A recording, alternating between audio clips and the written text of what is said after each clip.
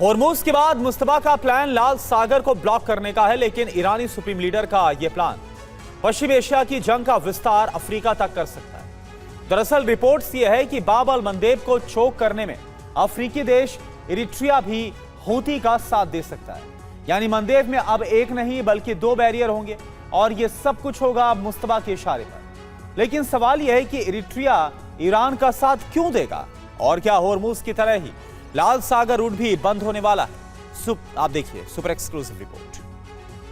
दुनिया के सबसे बड़े तेल चौक पॉइंट पर ईरान बादशाह की तरह बैठा है।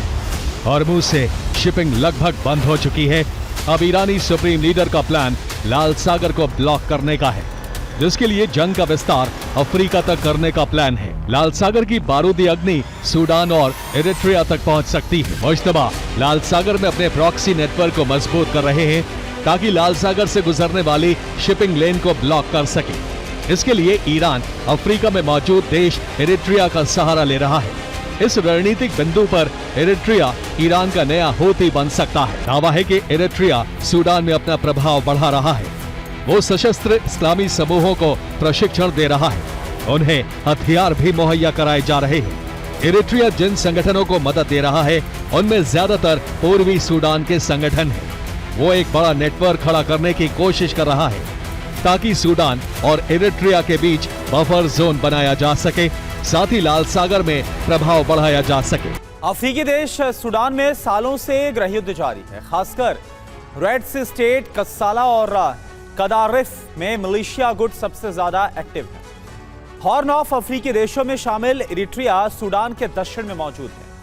इरिट्रिया के पूर्व में लाल सागर है। रिपोर्ट्स के मुताबिक इरिट्रिया सूडान के जिन सशस्त्र गुटों की मदद कर रहा है उनमें ज्यादा गुट रेड सी स्टेट, कस्साला और कदारिफ में एक्टिव है। कस्साला और कदारिफ में गुटों की मदद कर इरिट्रिया एक बफर जोन बनाना चाहता है जो सूडान के गृहयुद्ध से उसे अलग रखे। लेकिन रेड सी स्टेट के जरिए इरिट्रिया लाल सागर में प्रभाव बढ़ाना चाहता है और यह सब मुस्तफा के मास्टर प्लान का हिस्सा माना जा रहा है। दरअसल लाल सागर से सटा यमन का एक बड़ा हिस्सा हूती के नियंत्रण में।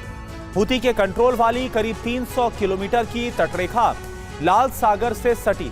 हूती अकेले लाल सागर में क्षति तो पहुंचा सकता है, लेकिन इसे पूरी तरह से ब्लॉक नहीं कर सकता। ऐसे में सूडान में मौजूद इरिट्रिया के प्रभाव वाली गुटों के जरिए सूडान से लगते समंदर के हिस्से को कंट्रोल करने की कोशिश होगी। सूडान के करीब 750 किलोमीटर की तटरेखा लाल सागर से लगती है और इसके अलावा इरिट्रिया की तटरेखा करीब 1150 किलोमीटर लंबी है, जहां से इरिट्रिया सीधे तौर पर लाल सागर पर नजर रख सकता है। ऐसे में लाल सागर के पश्चिम में 1950 किलोमीटर की तटरेखा ऐसी होगी जहां से ईरान के इशारे पर जहाजों को रोका जा सकता है। तो वहीं पूर्व में बाब अल मंदेब के पास हूती मोर्चा संभालेगा। यानी लाल सागर के प्रवेश और निकास द्वार पर दोनों ओर ईरान के प्रॉक्सी तैनात होंगे, जो जरूरत पड़ने पर लाल सागर को पूरी तरह से ब्लॉक कर सकते हैं। 2023 में इजराइल हमास युद्ध के दौरान हूती ने लाल सागर में जहाजों पर हमले शुरू किए थे।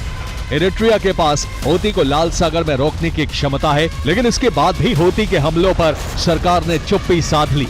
इरिट्रिया सरकार ने हूती के हमलों की निंदा तक करने से परहेज किया। 2008 से 2015 के बीच पश्चिमी देशों और यूएन ने इरिट्रिया पर प्रतिबंध लगाया था।